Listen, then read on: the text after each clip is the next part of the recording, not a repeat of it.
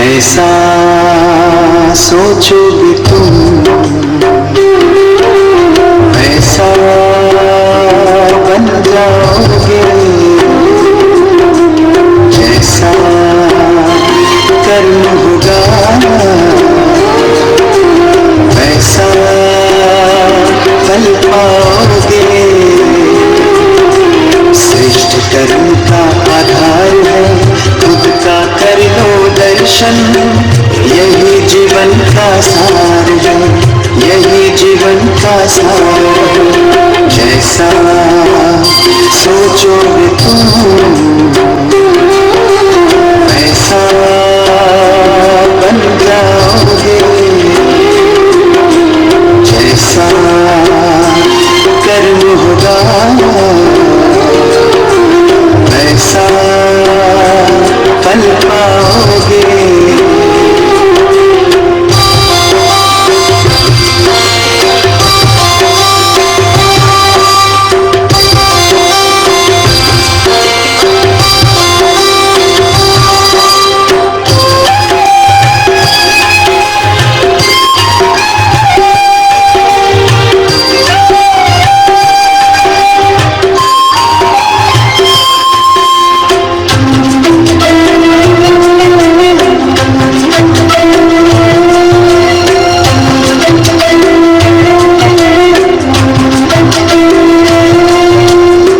अब आज के विषय की ओर हम बढ़ते हैं।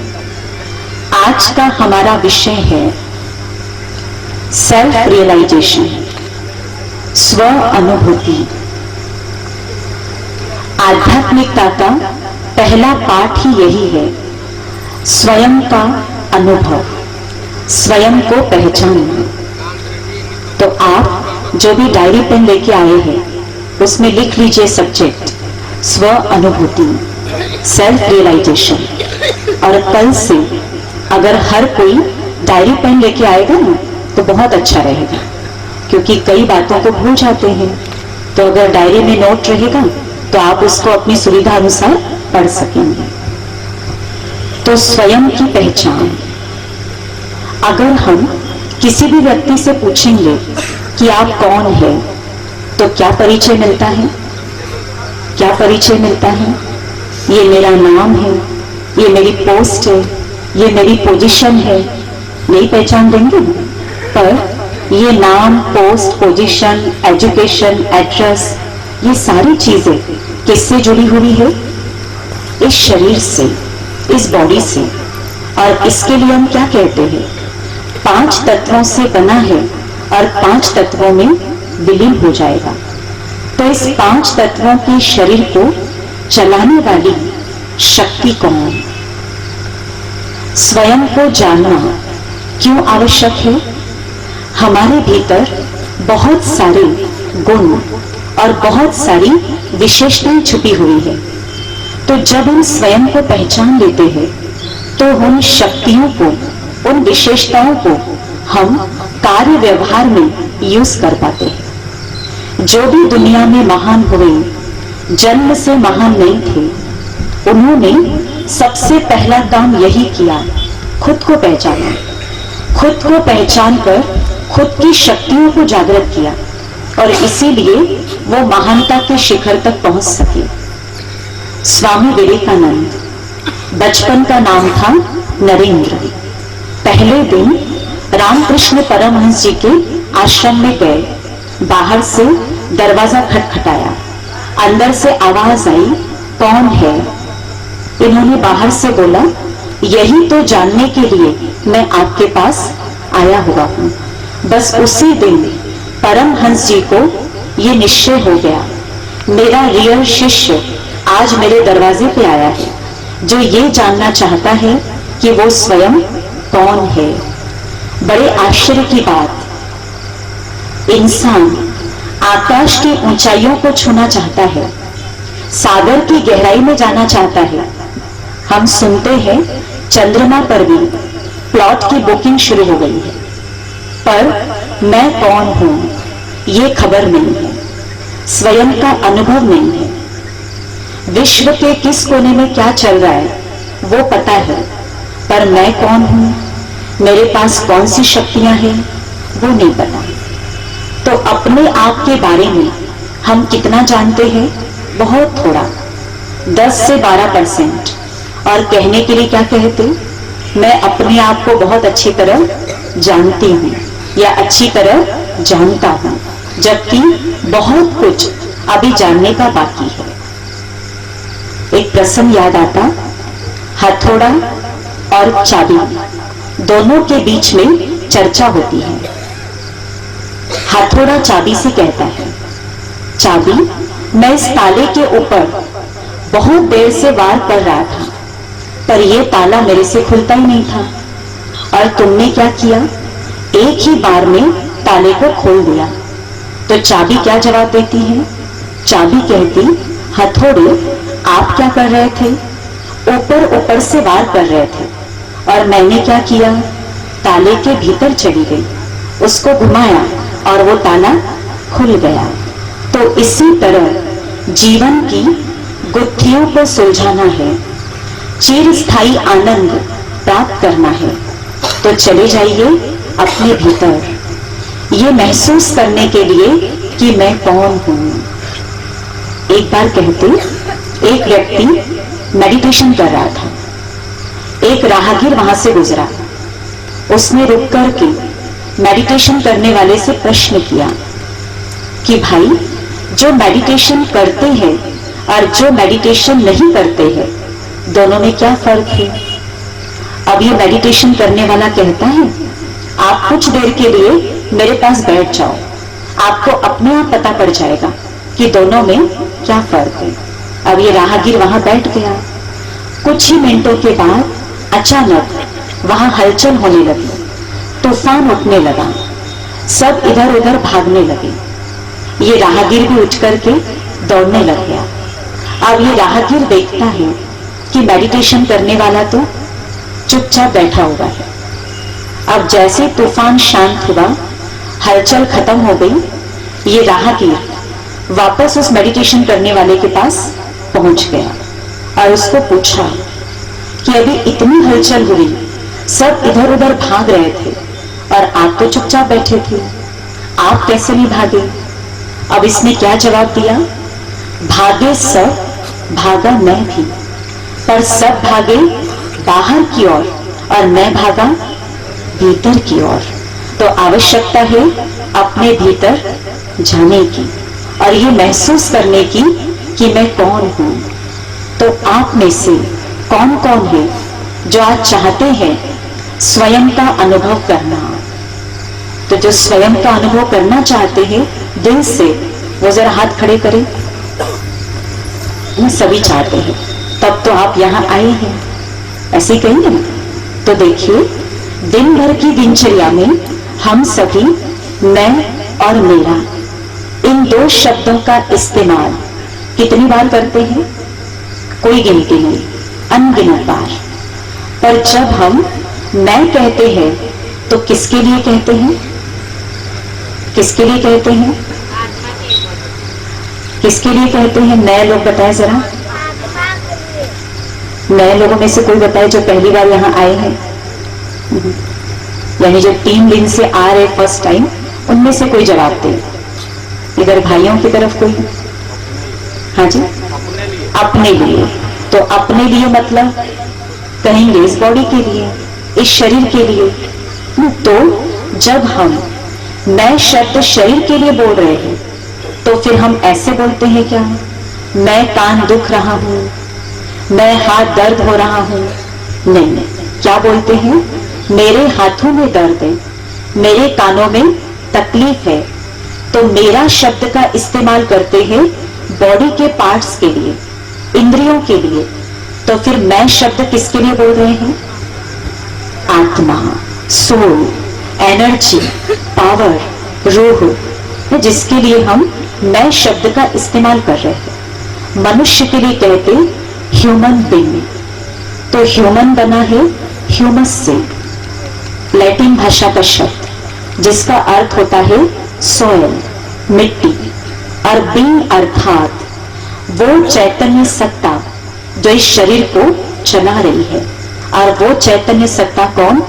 आत्मा, एनर्जी। तो मैं एक आत्मा हूं, एक शक्ति हूं जो इस शरीर को चला रही हूं।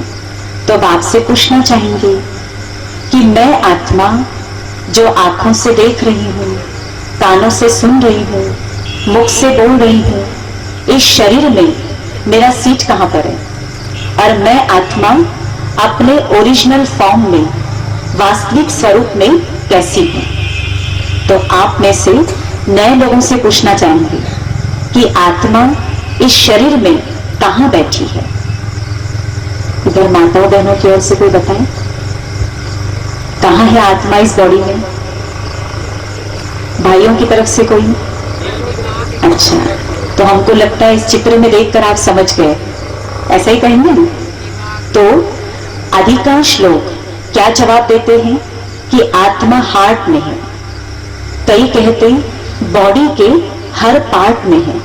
जगह जगह जाना होता है ना, तो प्रश्न पूछते हैं हम, तो कहते बहन जी वो तो पूरे शरीर में है, तब तो पूरे शरीर को चला रही है।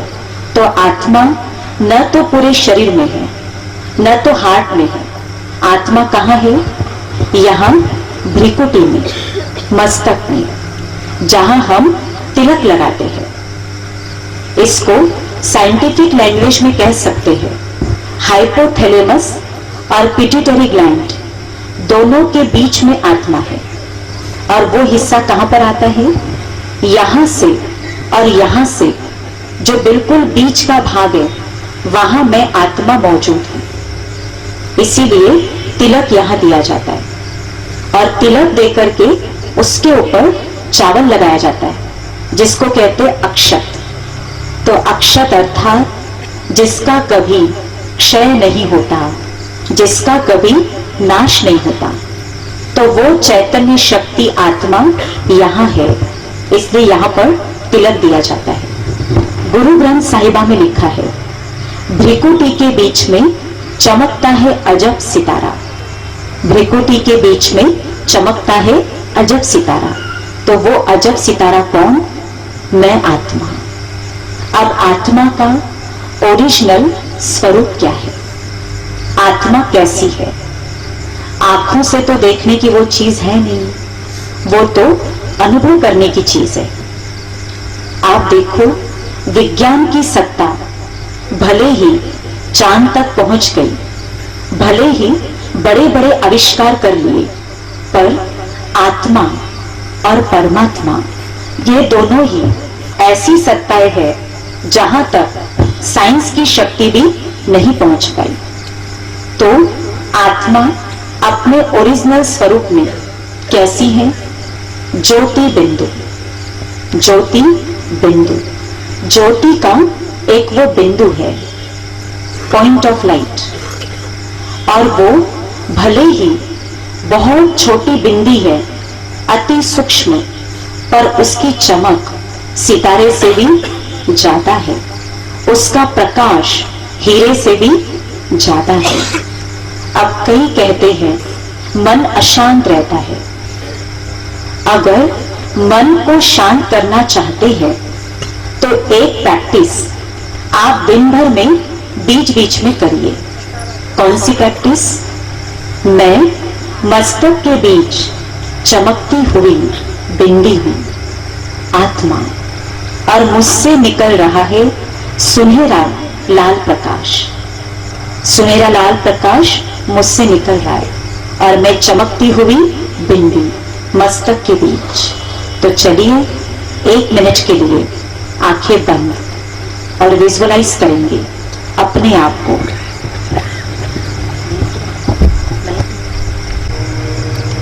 मस्तक के बीच चमकती हुई एक बिंदी हूं।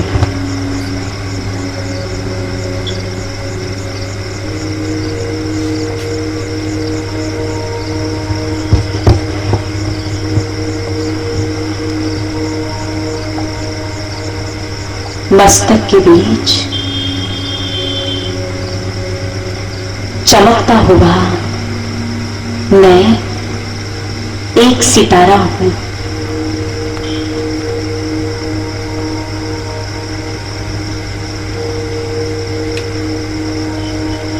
सूर्य से प्रकाश निकलता है, सितारे से लाइट निकलती है,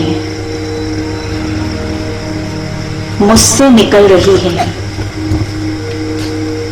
सुनहरे लाल प्रकाश की किरणें।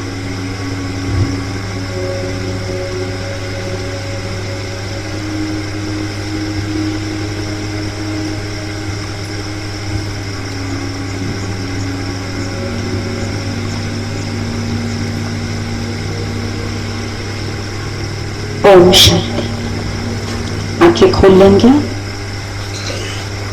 तो इस चित्र में आप देख रहे हैं कि चमकती हुई एक ज्योति, बिंदी आत्मा बीच बीच में एक एक मिनट के लिए अगर ऐसे आप मेडिटेशन में बैठेंगे तो महसूस होगा मन शांत हो गया है, सब प्रकार की अशांति खत्म। और ऐसा अभ्यास करने से एकाग्रता बढ़ती है और हम जितना शरीर के भान से ऊपर उठते जाते हैं तो जो रोग है, बीमारियां हैं, उसकी महसूसता भी कम हो जाती है। तो ये आत्मिक शक्ति हीलिंग एनर्जी का काम करती है। तो बीच बीच में आप ये प्रैक्टिस जरूर करिए। अब हम आपसे एक प्रश्न पूछना चाहेंगे, शरीर और आत्मा दोनों में क्या क्या फर्क है, दोनों में क्या क्या डिफरेंस है, थोड़ा चिंतन करके बताएं। आत्मा और शरीर दोनों में क्या क्या फर्क है? आत्मा अमर है, शरीर नाशवान। बहुत अच्छा जवाब दिया। आत्मा अमर है, अविनाशी है और शरीर नाशवान है। जिसने इस अंतर को समझ लिया उसे जीवन में कभी भी मौत का भय नहीं हो सकता। वो मौत के भय से ऊपर उठ जाता है। और कोई फर्क और कोई अंतर? आत्मा निराकार है, शरीर आकार है। जी, शरीर दिखाई पड़ता है, साकार है, और आत्मा कैसी है? सूक्ष्म, जो दिखाई नहीं पड़ती है। तो देखिए, जैसे माइक है, दिखाई पड़ रहा है, पर जिस इलेक्ट्रिक पावर से चल रहा है तो वो इलेक्ट्रिक पावर वो दिखाई पड़ रही है क्या? नहीं। तो इसी तरह शरीर दिखाई पड़ता है और इसको चलाने वाली शक्ति आत्मा वो दिखाई नहीं पड़ती। और कोई अंतर? और कोई अंतर है? किसी के मन में आ रहा हो तो बताए जरा। अब हम आपको जो अंतर बता रहे हैं ये सबसे बड़ा अंतर है, और यदि इसको समझ लिया तो जीवन से सारा तनाव हमेशा के लिए खत्म हो जाएगा। तो कौन सा अंतर? मैं आत्मा शरीर रूपी कर्मेंद्रियों की मालिक हूं, राजा हूं, और शरीर की समस्त कर्मेंद्रियां मेरे सर्वेंट है, मेरे गुलाम। कर्मेंद्रियां सर्वेंट है और मैं आत्मा राजा हूं। पर आज जीवन की गाड़ी उल्टी चल रही है, चल रही है उल्टी। जो राजा है वो गुलाम बन गया है और जो गुलाम है वो राजा बन गया है ऐसा? इसीलिए आप देखो दिन भर में कितनी ही बार हमारे मुख से निकलता है, क्या करूं, चाहती तो नहीं थी पर बोल दिया, सोचना तो नहीं चाहिए था, सोच चल गया, देखना तो नहीं था पर देख लिया, खाना तो नहीं चाहिए था पर खा लिया, पीना तो नहीं था पर पी लिया। होता है ऐसा? होता है। तो इससे क्या महसूस होता है? आत्मा राजा का जो कंट्रोल होना चाहिए वो कंट्रोल आज नहीं है। तो आवश्यकता है आत्मा को राजा की स्थिति में स्थित करने की। तो आप में से कौन कौन चाहते हैं कि मैं आत्मा मालिक बन जाऊं, मन की भी, मुख की भी, आंखों की भी, हाथों की भी, सब चीजों की? जो चाहते हो जरा हाथ उठाएं, दिल से हाथ उठाना। अच्छा, सभी है। आप अपने आप के लिए ताली बजाइए, क्योंकि आप सब राजा बनना चाहते हैं। पर किसके राजा? अपने, है ना, स्वयं के। ये नहीं सबके ऊपर राजा ही करना शुरू कर दो, अपने राजा बनना है। तो क्या करना है इसके लिए? आपको एक होमवर्क दे रहे हैं। आज आत्मा राजा बन के अपने आप को आज्ञा देना शुरू कर दीजिए। तो सबसे पहली आज्ञा आज अपने मुख को देनी है। क्या आज्ञा देनी है? हे मुख, कैसी भी परिस्थिति में तुम्हें मीठे शब्द ही बोलने हैं। कोई गुस्सा करे, कोई कुछ भी करे, पर मुझे कैसा बोलना है? मीठा। तो जो ये होमवर्क कर सकते दिन भर, अब वो जरा हाथ उठाएं। अभी हाथ कम हो गए, है ना? कम हो गए। आप लक्ष्य रखिए, उसमें सफलता मिलेगी। अब मान लीजिए एक बात और बता दें। आपने सोचा मुझे हर परिस्थिति में मीठा बोलना है, पर सामने वाला अपशब्द बोल रहा है, गुस्सा कर रहा है। हो सकता है अब आपको उस स्थिति में मीठा बोलना कठिन लग रहा हो सकता है ना ऐसे। तो आप उस स्थिति में क्या करिए? आप अपने मुख को कहिए, अभी तुम कम से कम चुप रहो। क्या करो? चुप रहो। तो ये हो सकता है, कहते एक चुप और 100 सुख। तो अब जो कहते हैं कि हम मीठा बोलेंगे, और जहां मीठा बोलना कठिन लग रहा है वहां चुप रहेंगे। अब वो जरा हाथ खड़े करें। काफी लोग हैं, है ना? तो इस तरीके से रोज जो होमवर्क दे रहे हैं ना, अगर बस उसके ऊपर ही ध्यान देंगे तो आप देखेंगे प्रैक्टिकल जीवन में परिवर्तन अपने आप आएगा। और लोग आपको कहना शुरू करेंगे कि आप बहुत बदल गए हैं। पर कैसा बदलाव? पॉजिटिव। बस एक काम करना है, जो रोज यहाँ होमवर्क मिल रहा है उसके ऊपर अच्छी तरह अटेंशन रख के हमको चलना है। ठीक है? ऐसे ही हमारी संस्था में एक भाई आते थे, उनकी एज 65 साल। सिगरेट पीने की आदत बहुत पक्की हो गई थी। उनके परिवार वाले उनकी इस आदत से परेशान थे। सिगरेट पीना छोड़ना चाहते थे, छोड़ नहीं पाते थे। अब जैसी संस्था में आए, उनकी आदत छूट गई। उन्होंने अपना अनुभव सुनाया। बोले, बहन जी, सिगरेट से इतना मेरा प्यार कि मैंने अपने परिवार को कह दिया था कि अंतिम समय मेरी चिता के पास 20-25 पैकेट सिगरेट के रख देना। पर बोले, जैसे मैंने यहाँ सुना आत्मा मालिक बन के, राजा बन के ऑर्डर करो अपने मन को, अपने मुख को, तो ये इंद्रियां और मन ऑर्डर को मानने लगेगा। तो बोले, बस मैंने ऑर्डर करना शुरू कर दिया कि मन, तुझे इस व्यसन को छोड़ना है, तुम ये व्यसन छोड़ दो। और बोले 3 महीने में मेरी आदत पूरी बदल गई। पहले 20-25 पीता था दिन भर में, फिर वो 18 हो गया, 15 हो गया, 10 हो गया, 5 हो गया, 1 हो गया, और आज की डेट में 0। अब मैं बिल्कुल नहीं पीता हूं। तो कैसे आया ये परिवर्तन? आत्मा राजा बन के ऑर्डर किया। तो आज से हम भी क्या करें? आत्मा मालिक बन के ऑर्डर करें अपनी इंद्रियों को। तो देखिएगा ये कर्मेंद्रियां ऑर्डर को मानना शुरू कर देंगी। तो चलिए 2 मिनट के लिए आंखें बंद और इसका अभ्यास करें कि कैसे अपने आप को ऑर्डर देना है। चिंतन करें, मैं आत्मा कर्मेंद्रियों की मालिक हूं, राजा हूं।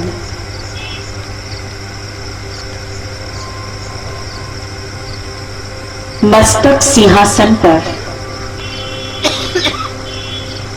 मैं विराजमान हूं।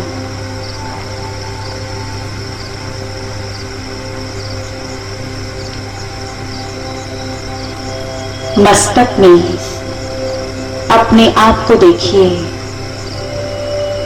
चमकता हुआ सितारा। मालिक बनकर मन को आज्ञा दीजिए, हे मन, तो शांत हो जा। शांत हो जा। मेरा मन शांत होता जा रहा है। मन शांत हो गया है।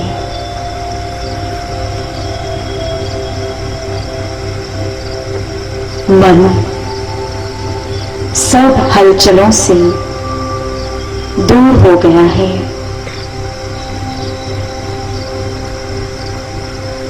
पास्ट की कोई कड़वी बातें यदि बार बार याद आती है तो मन को ऑर्डर करिए, हे मन, पास्ट की कड़वी बातों को सोचना छोड़ दे। तुम्हें पास्ट का कड़वा नहीं सोचना है। तुम आज से फुल स्टॉप लगा दो। जो बीत गया सो बीत गया।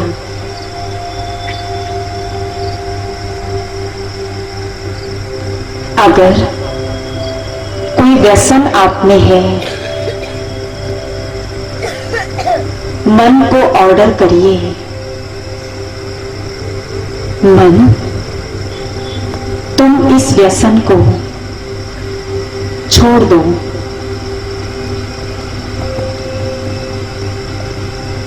क्योंकि इससे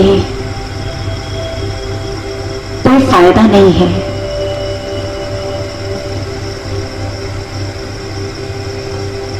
मेरा व्यसन छूटता जा रहा है। मन में व्यसनों को छोड़ने की दृढ़ता आ गई है।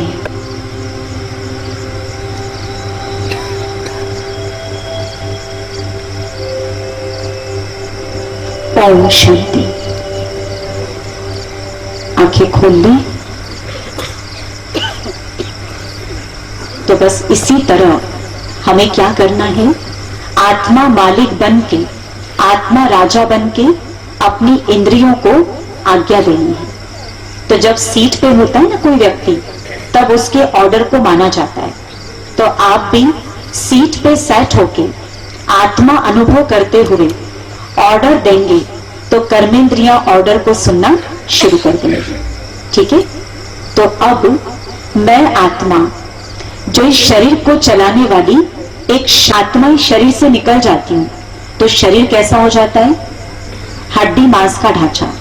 और जब उसमें आत्मा है तब उसको हम कहते जीवात्मा, जीव प्लस आत्मा।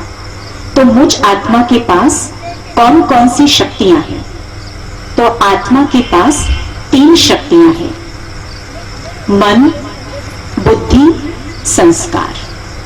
मन, बुद्धि, संस्कार। तो अब आपसे पूछना चाहेंगे, मन अर्थात क्या? पहले दिन बताया था ना, मन का क्या काम रहता है? नेक्स्ट कर दो। मन का क्या कार्य है? किसको याद है? पहले दिन क्या बताया था जी? सोचने की शक्ति। बिल्कुल सही। इनके लिए ताली बजाइए भी। जो सुना उसको याद रखना और एकदम परफेक्ट जवाब देना है ना, बहुत बड़ी बात है। तो आप सबको रोज जो बताया जा रहा है उसको बिल्कुल अंदर ले जाइए, अंदर उतारते जाइए, और आगे चल के बीच बीच में आपसे पूछेंगे, है ना। कोई डरना नहीं कि कहीं मुझे न उठा के पूछ लिया जाए और पता चला इस डर से आए ही नहीं, ऐसा भी नहीं करेंगे। जिसको जवाब आता है वो बता सकता है, पर लक्ष्य रखिए मुझे अंदर में इन बातों को उतारते जाना है। तो मन अर्थात विचार शक्ति, संकल्प शक्ति। मन दिन भर में कभी खाली रहता है क्या? कभी नहीं। हर समय मन में कुछ न कुछ विचार चलते हैं। कहते 1 मिनट में मन में 25 से 30 विचार आते हैं। तो 24 घंटे में 25,000 से 30,000 तक विचार हमारे मन में उठते हैं। और मन में जो भी विचार उठते हैं उसे आप 4 भागों में बांट सकते हैं। पहला, मन के साधारण विचार। पहले विचार कौन से? साधारण। कारोबार के लिए जो कुछ हम सोचते हैं वो हमारे साधारण विचार है। दूसरे, पॉजिटिव विचार, सकारात्मक विचार, अपने लिए सबके लिए अच्छा सोचना, इससे हमारी शक्ति बढ़ती है, जिसको हम कहते सकारात्मक विचार। तीसरे, नकारात्मक विचार, नेगेटिव थॉट्स, ईर्ष्या, द्वेष, भय, आलस्य, कमजोरी, इन सब भावनाओं के वशीभूत होकर हम सोचते हैं तो वो हमारे नेगेटिव थॉट्स कहलाते हैं। इससे हमारी शक्तियां खर्च होती है। चौथे, वेस्ट थॉट्स, व्यर्थ के विचार। व्यर्थ के विचार, जिसके लिए हम कहते खाली मन और शैतान का घर।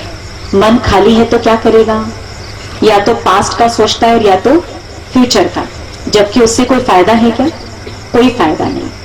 तो आज अपने थॉट की क्वालिटी को चेक करिए। दिन भर में मेरे ज्यादा विचार कौन से उठते हैं?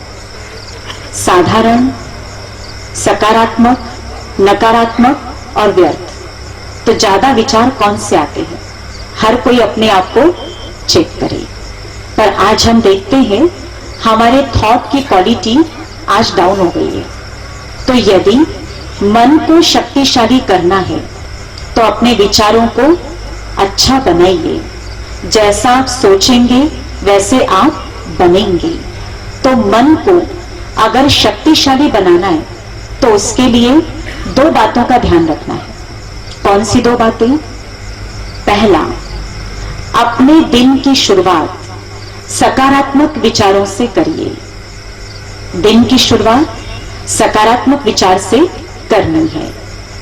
तो अभी जैसे आप सवेरे उठते हैं तो क्या यह ध्यान रहता है कि मन में विचार कैसा करना है उठते ही? सकारात्मक। क्योंकि कहते जो पहला विचार उठता है उसका प्रभाव दिन भर की दिनचर्या के ऊपर पड़ता है। पर आज हम लोगों की लाइफस्टाइल देखते हैं। सुबह उठते ही क्या करेंगे? या तो न्यूज़पेपर उठा लेते हैं और या तो टीवी ऑन कर लेते हैं। तो यदि न्यूज़पेपर पढ़ेंगे सुबह उठते ही, टीवी देखेंगे, तो बताइए पॉजिटिव जा रहा है अंदर या नेगेटिव? उसमें ज्यादा क्या रहता है? क्या रहता है? नेगेटिव। जैसे खोला, फलानी जगह नक्सलियों ने बम विस्फोट कर दिया, तो सुबह सुबह अगर फीडिंग ही ऐसी करेंगे तो बताइए दिन भर में लाइफ में कितने विस्फोट होंगे, है ना? तो सुबह सुबह फीडिंग कैसी करनी है? पॉजिटिव। आप पढ़िए, उसकी मना नहीं है, पर एकदम से उठते ही नहीं। आप उठते ही 5 या 10 मिनट के लिए चुपचाप बैठिए और अपने मन को आप सकारात्मक विचारों से भर दीजिए। देखिए उसका चमत्कारिक रिजल्ट खुद ब खुद आपके सामने आना शुरू हो जाएगा। तो आपको पहले दिन से जो भी स्पिरिचुअल इंजेक्शन मिल रहा है, अगर उस स्पिरिचुअल इंजेक्शन को भी आप सुबह उठते ही याद करेंगे तो उसका चमत्कारिक परिणाम आपको मिलने लगेगा। तो आप में से कोई ऐसे हैं जिनको सुबह उठते ही स्पिरिचुअल इंजेक्शन याद आता है रोज का? कोई अगर ऐसे हो तो हाथ उठाए जरा, आज हम देखना चाहेंगे। 2 लोगों ने हाथ उठाया, 3, 4, 5, 6, धीरे धीरे उठते जा रहे। अब एक बार अच्छे से उठा दीजिए जिनको भी सुबह उठते याद आ जाता है। अच्छा, 20-25 लोग हैं, तो देखिए अच्छी रिजल्ट है। पर कल से क्या करना है? सभी को इस बात का ध्यान रखना है, सुबह उठते ही हड़बड़ी कारोबार की मत करिए। 5 मिनट के लिए बिस्तर में ही चुपचाप बैठ जाइए और जो आपको स्पिरिचुअल इंजेक्शन दिया जा रहा है उसको याद करिए। और मान लो अगर नींद का प्रभाव अभी भी है, नींद अभी आ रही है, तो कम से कम हाथ मुंह धो लीजिए और फिर 5 मिनट के लिए आप बैठ जाइए और अपने आप को चिंतन से भर दीजिए। मैं भगवान का बच्चा हूं, ईश्वर के वरदानों का हाथ मेरे सिर पर है और सफलता मेरा जन्मसिद्ध अधिकार है। और कल क्या मिला था? Spiritual injection. क्या मिला था? मैं भगवान का बच्चा हूं, खुशियों के खजानों का मालिक हूं, खुशी मेरा खजाना है, जब तक जीना है मुझे खुश रहना ही है।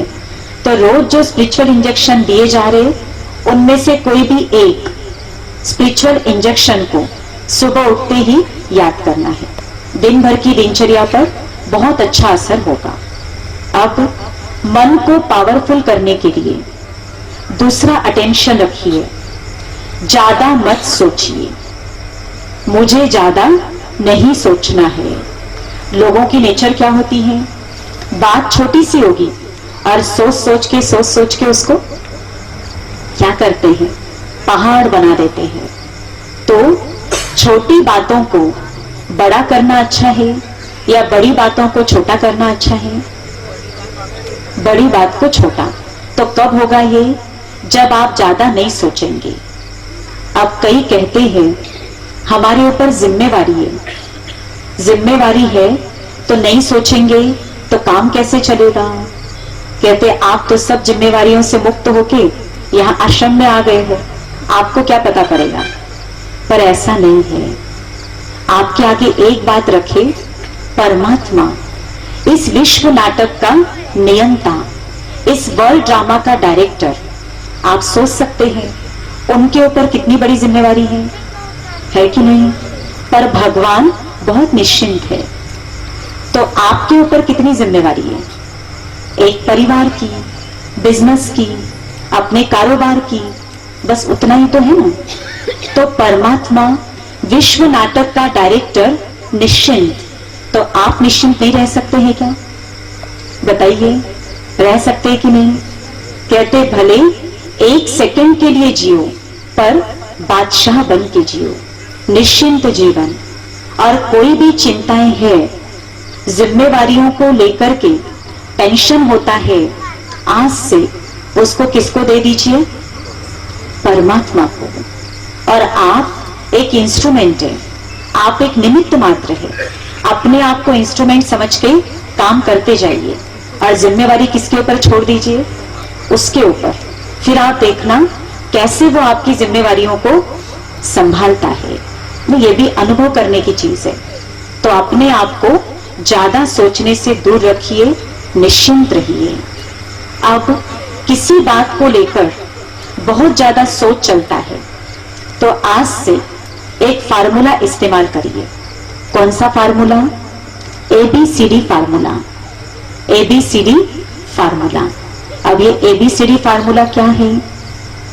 A for avoid. A for avoid. जीवन में हर घटना महत्वपूर्ण नहीं है, हर बात में उलझने की जरूरत नहीं है। कुछ बातों को अवॉइड कर दीजिए। B for bypass. कुछ बातों को किनारे कर दीजिए। बाईपास रोड बनते हैं ना, तो इसी तरह बाईपास कर दो, कुछ बातों को किनारे कर दो। C for cancel. कुछ बातों को कैंसिल कर दीजिए, जो बातें आवश्यक नहीं है उसको डिलीट कर दो। D for do your main work. Do your main work. अपने आवश्यक कार्य में अपने मन और बुद्धि को बिजी कर दीजिए। तो कैसा लगा ये फार्मूला? जिनको पसंद आया जरा हाथ खड़े करें। ये तो सबको पसंद आ गया। तो कुछ बातों को अवॉइड करना है, कुछ बातों को बाईपास करना है, कुछ बातों को कैंसल डिलीट करना है, और डू योर मेन वर्क। अपने आवश्यक कार्य में मन और बुद्धि को बिजी कर दीजिए। तो जितना आप सकारात्मक विचार से दिन शुरू करेंगे और ज्यादा सोचने की आदत से दूर रहेंगे, तो उतना मन शक्तिशाली बनेगा। ठीक है? तो पहली शक्ति बताइए आत्मा की, मन, जो संकल्प शक्ति है। और दूसरी शक्ति बताई, बुद्धि। तो बुद्धि अर्थात डिसीजन पावर, निर्णय शक्ति, विवेक शक्ति। तो मन सोचता है और बुद्धि उसके ऊपर डिसीजन लेती है।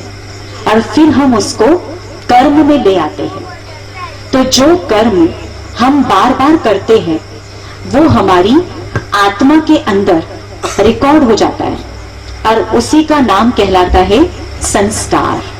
जो कर्म बार बार किया वो रिकॉर्ड हो गया और उसी को हमने क्या कहा, संस्कार। अब ये जो संस्कार है ना, ये भी 5 प्रकार के होते हैं। कितने प्रकार के संस्कार? 5 प्रकार के। तो आत्मा के पहले संस्कार, ओरिजिनल संस्कार, वास्तविक संस्कार। तो वास्तविक संस्कार कौन से हैं? 7 गुणों के। 7 गुण आत्मा की वास्तविकता है। जैसे आप देखो, पानी है, पानी का वास्तविक गुण क्या है? शीतलता। आप उसको कितने भी टेम्परेचर पे रखेंगे, नीचे उतारते ही वापस कैसा हो जाएगा? ठंडा। तो उसका वास्तविक गुण है शीतलता।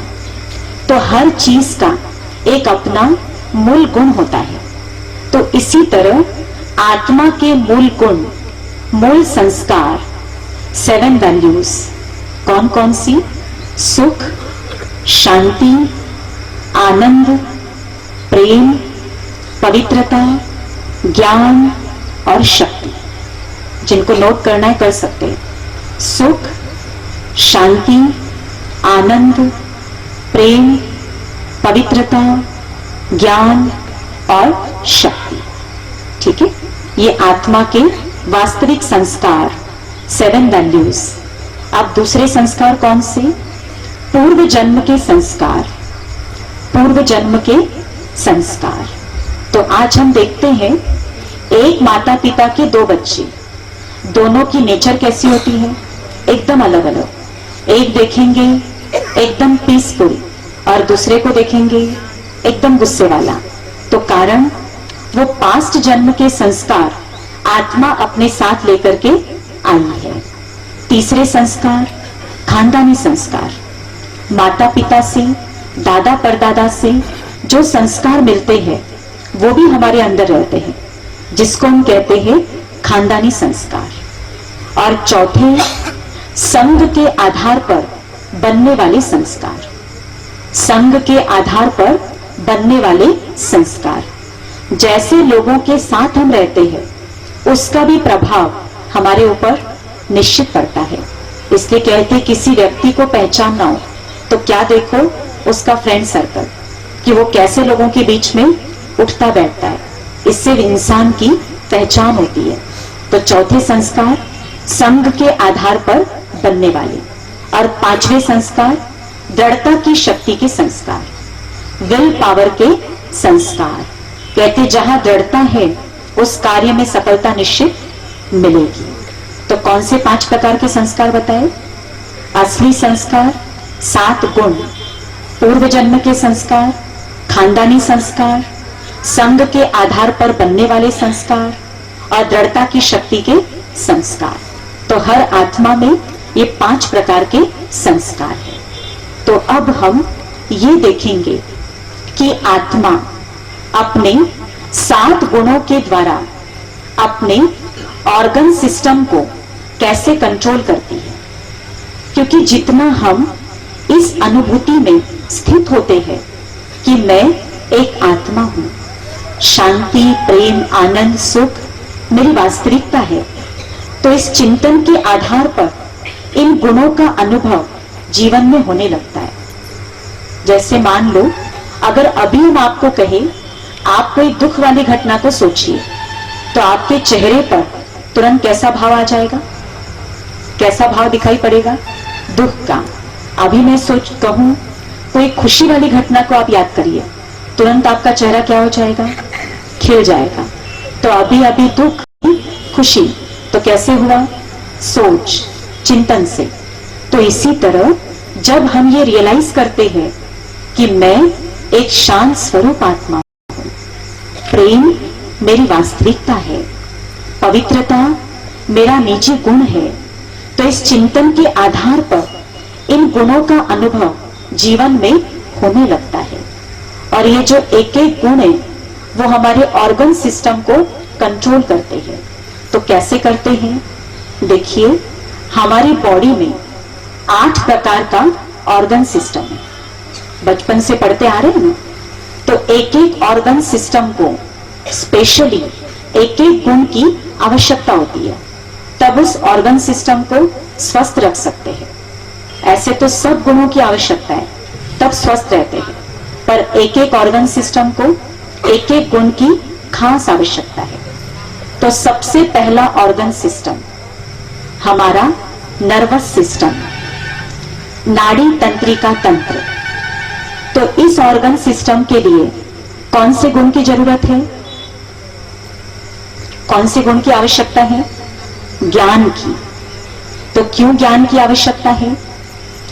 इस ऑर्गन सिस्टम में आत्मा ब्रेन के थ्रू अपनी कर्मेंद्रियों को मैसेज भेजती है। तो जब हमारे पास सही ज्ञान होगा, क्या राइट है, क्या रॉन्ग है, क्या करना चाहिए, क्या नहीं करना चाहिए, तो ब्रेन के थ्रू इंद्रियों तक मैसेज कैसा जाएगा? सही, राइट। और जो भी कर्म हमसे होंगे वो कैसे होंगे? राइट होंगे। अगर मान लो ब्रेन के थ्रू मैसेज गया कि अभी आप गुस्सा करो, तो तुरंत क्या हो जाएगा? गुस्सा करेंगे। इसी जगह मैसेज गया अभी शांत रहना है, तो फिर आप कैसे रहेंगे? शांत। तो इसलिए इस ऑर्गन सिस्टम को आवश्यकता है ज्ञान की। ठीक है। अब दूसरा श्वसन तंत्र।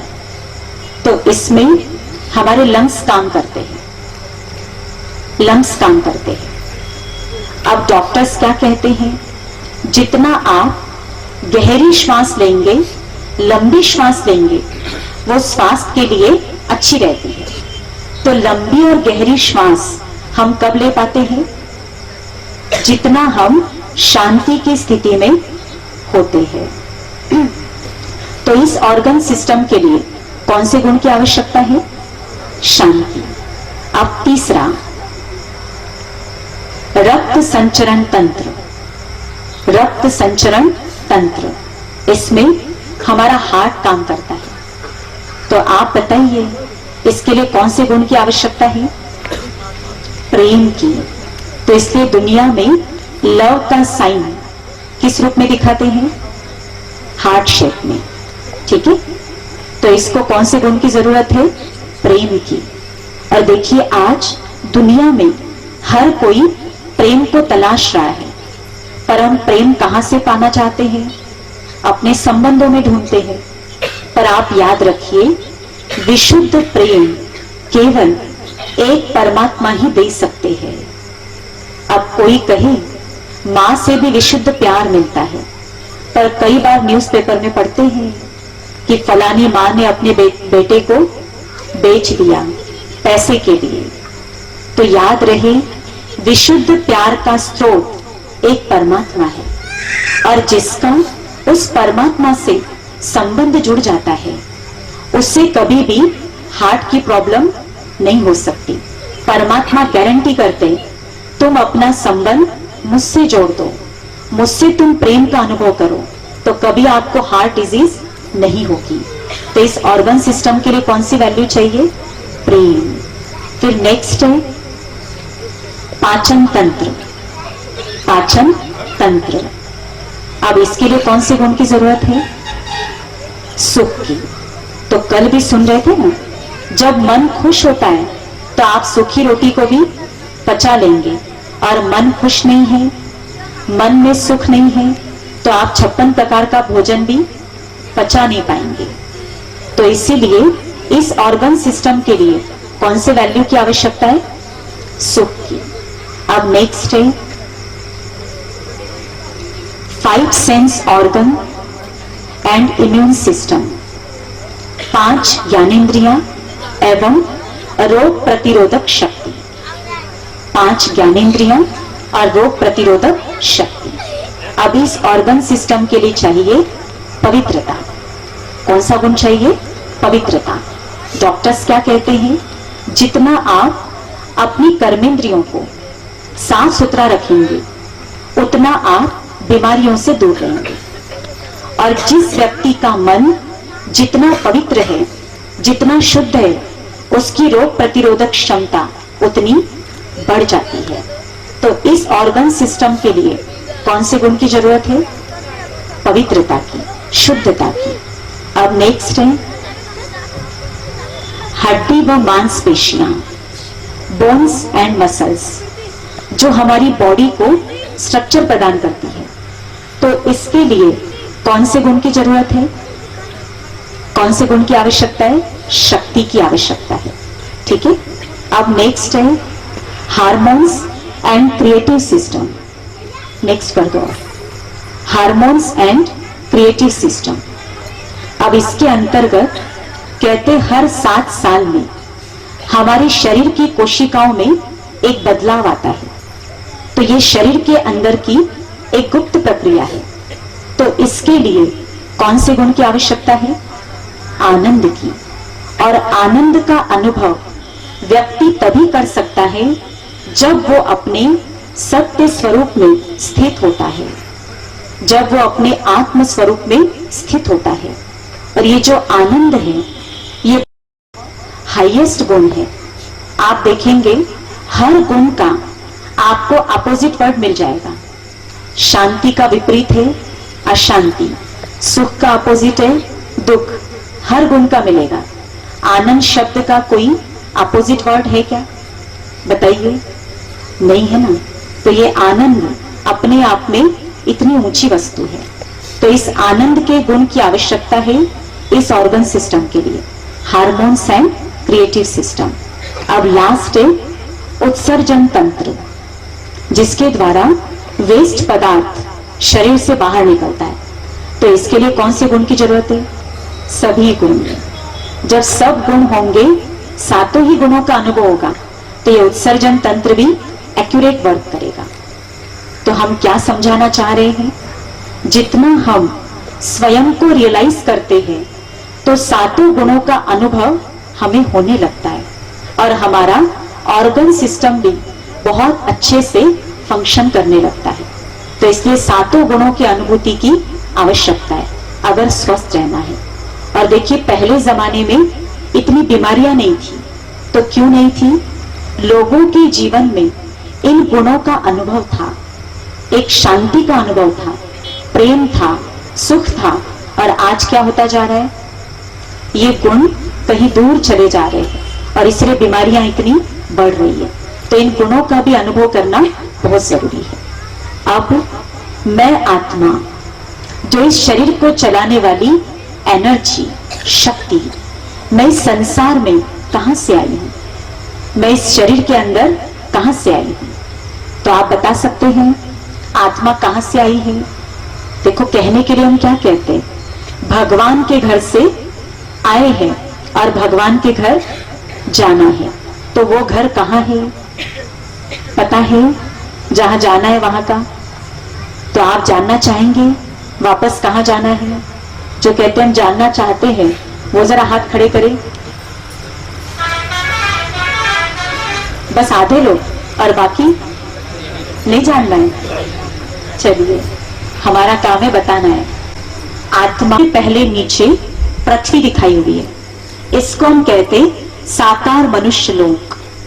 साकार मनुष्य लोक, जहां प्रकृति के पांचों तत्व हैं, कर्म, फल, पाप, पुण्य, सुख, दुख, ये सारे बंधन इसी साकार मनुष्य लोक में है।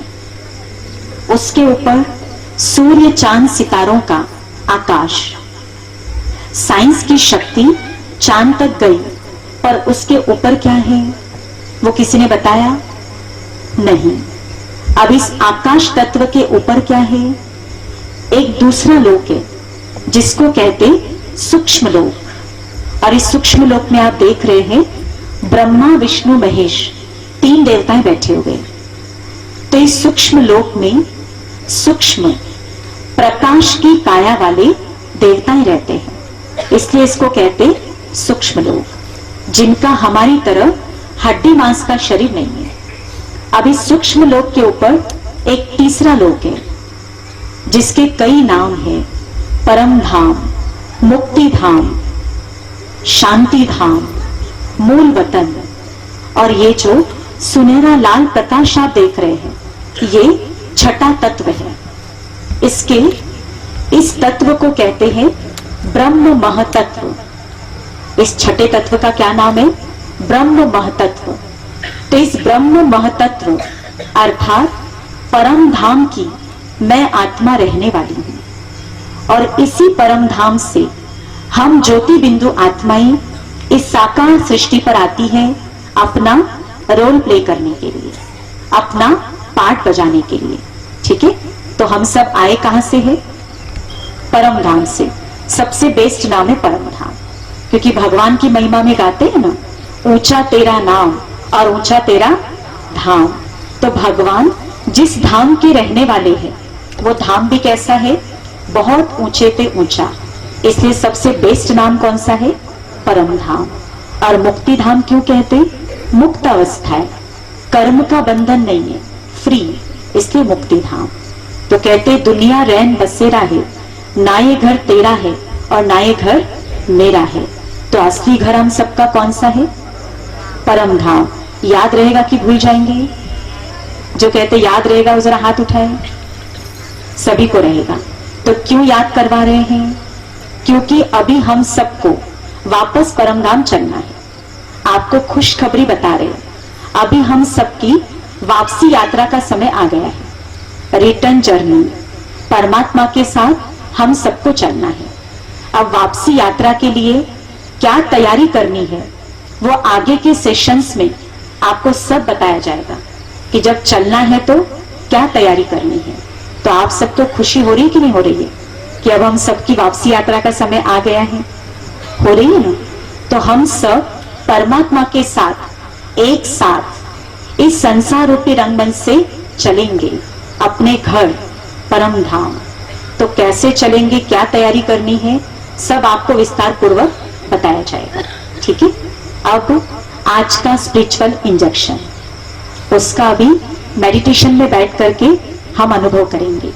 तो सब अपना कार्ड निकाल लीजिए और हमारे साथ उसको रिपीट करेंगे। अपना सीधा हाथ ऊपर और थोड़ा बुलंदी के साथ इस स्पिरिचुअल इंजेक्शन को हमारे पीछे दोहराइएगा। मैं अति शक्तिशाली आत्मा हूं, प्रकाश पुंज हूं, शक्ति पुंज हूं, प्रकाश पुंज हूं, शक्ति पुंज हूं। मैं एक अति शक्तिशाली आत्मा हूं। Thank you. हाथ नीचे।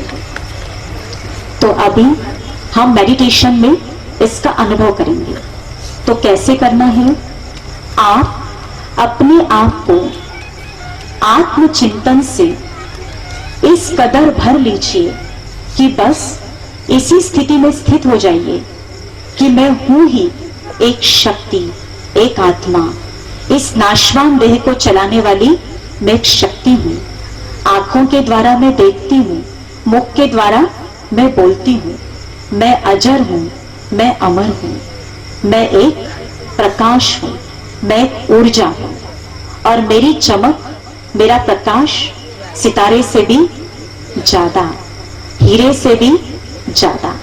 और फिर आप ये फील करना, मुझ आत्मा ज्योति से, मुझ मस्तक मणि से सुनहरे लाल प्रकाश की किरणें निकल रही है और मेरे आसपास के वातावरण में वो प्रकाश किरणें फैल रही है और आसपास का वातावरण शांत और शक्तिशाली बनता जा रहा है। बस इसी अनुभूति में अभी हम 5 मिनट के लिए बैठेंगे और मेडिटेशन के बाद जैसे गीत बजेगा तो उस गीत के एक एक शब्द को ध्यान पूर्वक सुनते हुए और उसी अनुभूति का आप आनंद लेते रहेंगे ना, उसी अनुभव में आप खोए रहेंगे। और जब गीत बंद होगा तब आपको उठना रहेगा। ठीक है, जब हम ओम शांति कहे उसके बाद। तो अभी आप सब है ना अलर्ट है, एक्टिव है या थके हुए हैं कोई, कि भाई सुबह से उठे, दिन भर काम किया, थोड़े थक गए हैं? कोई थके हुए तो नहीं है ना? जो थके हुए नहीं है, एकदम तरोताजा है, वो जरा हाथ खड़े करें। सभी हो गए तरोताजा। तो इसका मतलब अभी आप मेडिटेशन में बहुत अच्छे से बैठेंगे और बहुत अच्छा अनुभव आप करेंगे, ऐसे समझे ना? तो चलिए 5 मिनट के लिए चले अपनी आत्म अनुभूति की तरफ। सब तरफ से समेट लीजिए।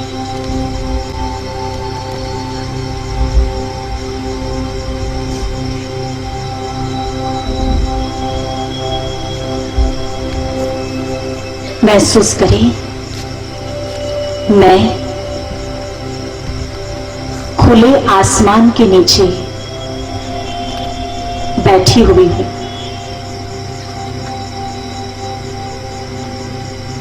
आकाश में चमकते हुए सितारे की तरफ देखिए।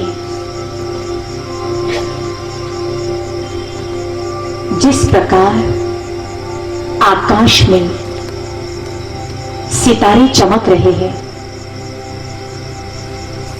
उसी तरह मैं भी मस्तक के बीच चमकता हुआ एक सितारा हूं।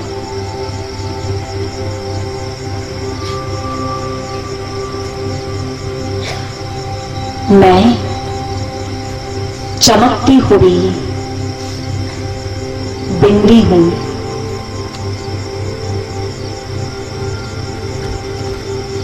मैं अजर हूं, अमर हूं, अविनाशी हूं।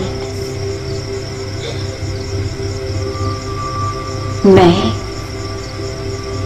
देह की समस्त इंद्रियों की मालिक हूं, राजा हूं।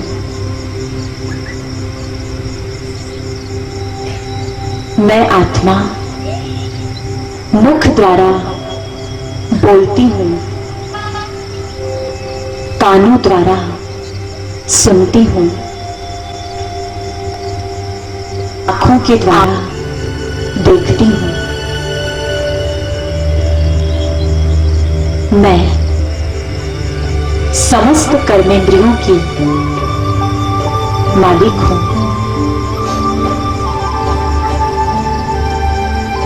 आज मैंने अपने मुख को ये आज्ञा दी है, हे मुख, हर परिस्थिति में तुम्हें मीठे शब्द ही बोलने हैं।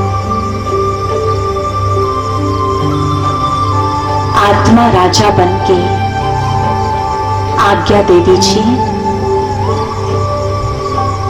हे मुख, तुम्हें मीठा ही बोलना है।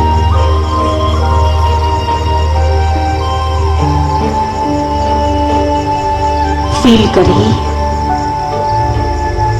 जिस प्रकार सितारे से लाइट निकलती है, सूर्य से प्रकाश निकलता है। मुझ आत्मा ज्योति से